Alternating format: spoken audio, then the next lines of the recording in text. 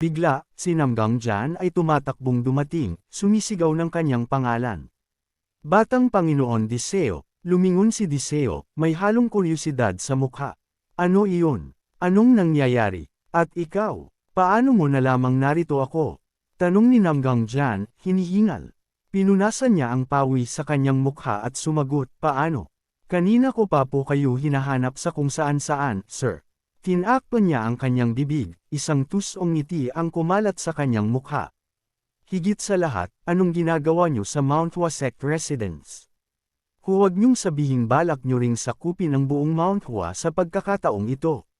Siyempre hindi, pabalang niyang sagot. Sabihin mo na lang agad. Bakit mo ba ako hinahanap? Bilang tugon, inilabas ni Namgang Jan ang isang maingat na nakatuping dilaw na papel. Ang susunod mong kalaban sa tournament ay napili na. Binuksan ni Diseo ang papel, bumubulong, sige, tingnan natin. Pagkatapos ay nanlaki ang kanyang mga mata sa gulat. Ano, seryoso ba ito? Nakita ang nanginginig na mga kamay ni Diseo, lumapit si Namgang Jan. Ano iyon? Nakakuha ba kayo ng interesanteng kalaban? Naisip ni Diseo sa sarili, buwisit talaga. Bakit kailangang si Yong-an pa? Galit niyang nilamukos ang papel. Sa kanyang kamay, naalala niya ang mahiyaing ekspresyon ni Yong-an noong nagtanong ito, Brother Diseo, kumusta na po kayo nitong mga nakaraang araw? Pagkatapos ay naisip ni Diseo si Yong-an na may hawak na espada, may uhaw sa dugong tingin sa mga mata, at isang alon ng takot ang dumaan sa kanya. Kung mananalo ako, masisipa si Yong-an mula sa sekta at magiging isang lagalag na sword demon. Pero kung susuko ako sa laban na ito, mawawala ang tanging pagkakataon ko para makatakas sa angkang Namgang. Naisip niya ang kanyang sarili na nagre-relax sa beach, nagpapaaraw, iniisip kung gaano kaganda ang pagtakas na iyon. Sa huli, hinawakan ni Diseo ang kanyang ulo at sumigaw, Arg! Seryoso, anong gagawin ko ngayon? Sa infirmary, isang pasyente na nakahiga sa kama ang napasigaw sa sakit, dahilan para mag-alala ang mga manggagamot. Ang sugat ay walang tigil sa pagdurugo.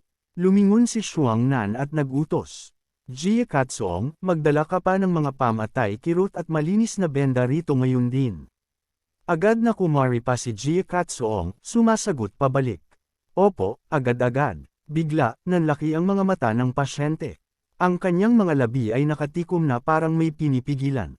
Sa wakas, dahil hindi na makayanan, bumalikwas siya at nagsuka ng isang kulay tsokolateng likido sa isang basin na inihanda na ni Shuangnan. Nang makita siyang dala ang basin na puno ng kasuklam-suklam na likido, isang manggagamot ang napasigaw sa gulat, Diyos ko, paano nagagawa ng isang marangal na binibining gaya niyo na humawak ng ganyang kababang gawain para sa amin? Agad namang dagdag ng isa pang manggagamot, hayaan niyo pong ako na ang kumuha niyan. Pinunasan lamang ni Shuangnan ang kanyang mga kamay.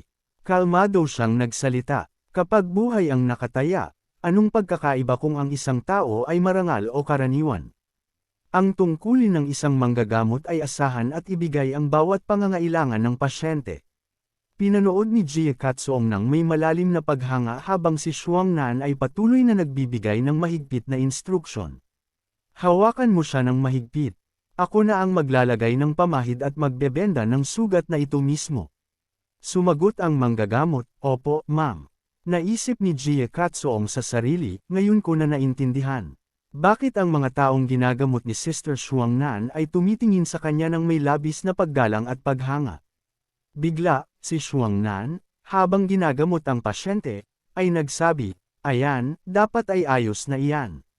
Halos makita ni Jie Katsuong ang imahe ng dalawang celestial fairies na lumilitaw sa likod ni Shuangnan. Namangha siya kung talagang may mga celestial beings sa mundong ito, siguradong isa na roon si Sister Shuangnan. Naalala ni Jie Katsuong ang nakitang pagtaas ni Shuangnan ng kanyang matalas at nananakot na kamay sa kanya, at hindi niya mapigil ang maguluhan. Pero ang tingin niyang iyon noon. Naputol ang kanyang iniisip sa masayang boses ni Shuangnan. Jie Katsuong, tapos na tayo rito. Puntahan natin si Lee. Sa training yard, isang nangingibabaw na boses ang umalangaw-ngaw. Lahat, makinig kayo. Anunsyo ni Lee, nakatayo sa harap ng isang grupong nakapila sa perpektong porma sayon. Ang main rounds ng Four Kings Tournament ay malapit na magsimula, at ang mga mata ng buong martial arts world ay nakatuon sa kompetisyong ito. Dahil dito, dapat niyong gampanan ang inyong mga tungkulin ng walang kamalian. Pagkatapos ay nagutos siya, guard squad, suriin ang bawat pulgada ng mga arena ng maigi. Sabay-sabay na sumigaw ang buong squad. Opo, ma'am. Pagpapatuloy niya, at tandaan na suriin ang mga sandata ng mga kalahok para matiyak na sumusunod silang lahat sa mga regulasyon ng tournament.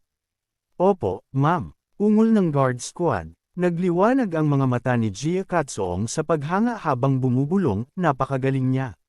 Pinagmasdan niya ang nangingibabaw na figure ni Lian Yen ng may malalim na respeto. Sa isang salita lang, kayang pakilusin ni Sister Lian Yen ang daan-daang tao.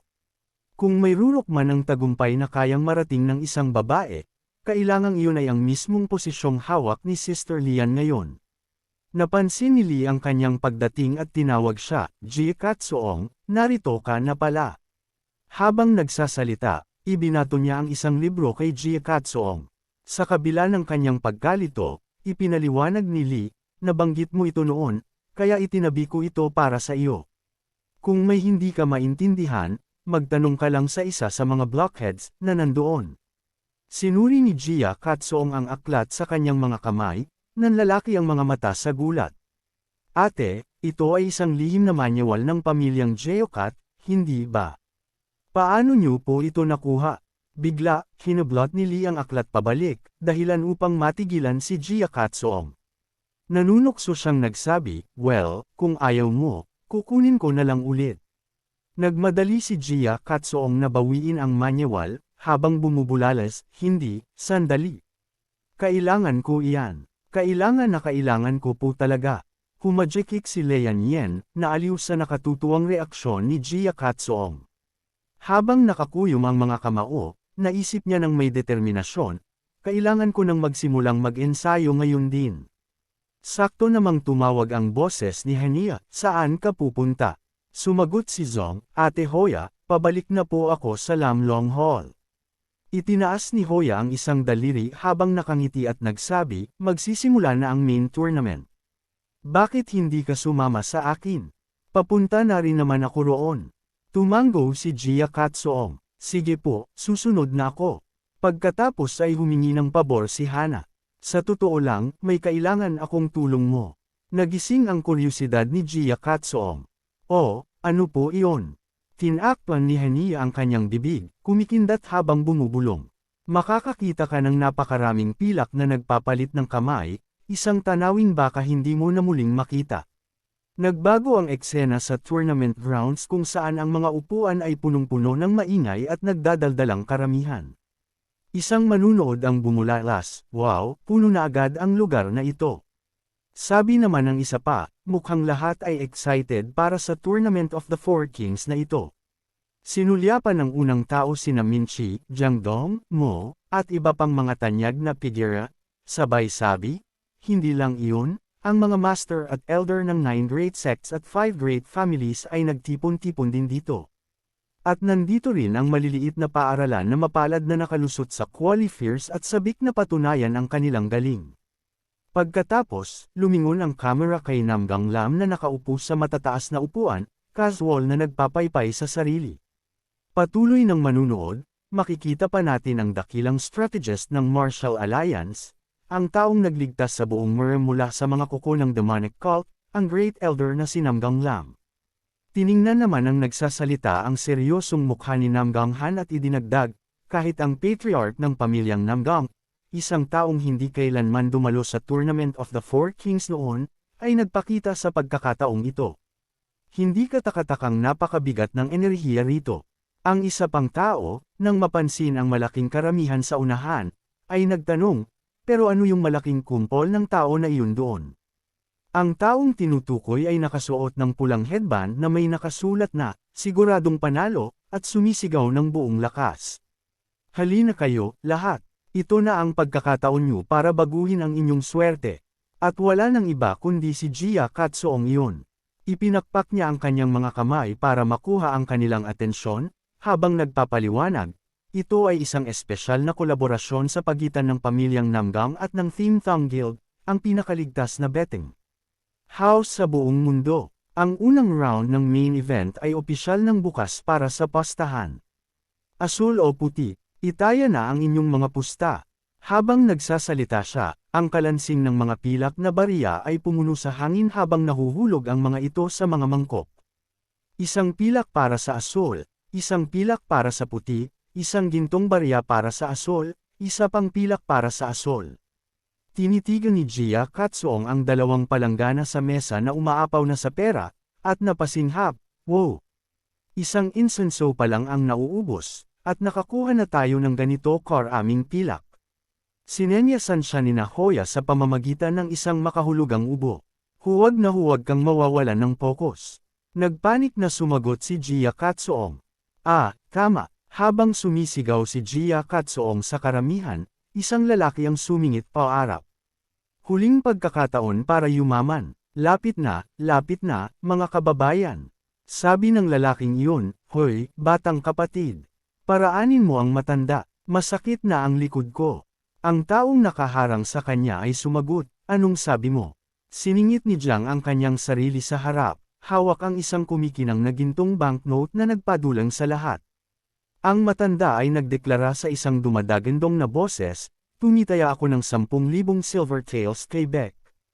Isang katahimikan ang bumalot sa buong lugar, bawat mata ay nakadikit sa napakahalagang gintong banknote na iyon. Agad na kumalat ang mga bulungan sa karamihan. Nabalitaan ko na ang isa lang niyan ay sapat na para bilhin ang kabisera ng isang maliit na kaharian. Sino ang matandang ito na may hawak ng isang bagay na emperador lang dapat ang meron? Nanlaki ang mga mata ni Hoya sa gulat nang makita si Jiang. Amo ko, anong ginagawa niyo rito? Itinaas ng matanda ang note, habang nagdedeklara ng may paninindigan, gumawa ako ng pangako. Isang imahe ang dumaan sa kanyang isip, si Diseo na nakaturo sa kanya. Ang mga salita nito ay umaalingaw pa rin, kailangan mong tumaya para sa akin. Nangako siyang bibigyan niya ako ng balato sa mapapanalunan. Hinawakan ni Hania ang kanyang ulo at napahilig, sabay pa kawala ng isang malalim na buntong hininga. Sok, ang young master talaga nating iyon. Napatalon sa tayo si Gia Katsuong, itinataas ang nakasisilaw na gintong note para makita ng lahat, at sumisigaw, mga ginang at ginoo, ang pusta ay lumaki na ng husto. Talaga bang tatayo lang kayo dyan at palalampasan ang minsan sa buhay na pagkakataong ito? Sa sandaling matapos siya, ang karamihan ay naging wild. Patuloy silang inudyukan ni Gia Katsuong. Bilis, ilagay na ang inyong mga pusta ngayon. Isang lalaki ang sumigaw habang nakikipagsiksikan sa mob, umalis kayo sa daan. Ako ang nauna rito. Tumangala si Diseo, nakita niya si Gia Katsuong na nakatayo sa platform at nagtaka, ano ba ang ginagawa niya doon sa itaas? Ang kanyang tingin ay lumipat kay Yang, na nanginginig habang humahakbang sa ring. Napabuntong hininga si Diseo nang walang magawa. Mas mukhang kaawa-awa ang taong ito. Nakatayo lang siyang doon habang pinipiga ang kanyang mga kamay. Ang kanyang mukha ay puno ng tensyon. Kailangan kong manalo, sabi niya sa sarili. Ito lang ang tanging paraan para makapanatili ako sa Mount Hua kasama si Master, pero paano ko magagawang labanan si Brother Diseo? Nagsimulang umungal ang karamihan. Anong meron sa batang iyon? Bakit nanginginig siya na parang dahon bago pa man may maibitaw na suntok? May isa pang sumigaw, hoy, ayusin mo ang sarili mo. Alam mo ba kung gaano karaming pera ang itinaya ko sa iyo? Hinawakan ni Yong-an ang kanyang ulo, takot na takot sa masasakit na insultong bumubuhos mula sa mga upuan. At tinatawag mo ang sarili mong successor disciple ng Mount Hua. Umalis ka na riyan. Ang mga sigaw ay parang mga nakakatakot na multo.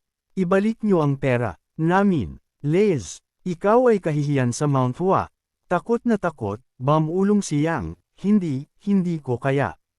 Bigla, isang pamilyar na boses ang tumawag. Tumangala si Yong-an, nanlaki ang kanyang mga mata sa gulat nang makita ang kanyang master na nakaupo sa mga stand sa likod ni Diseo. Sumigaw si Yong-an, Master.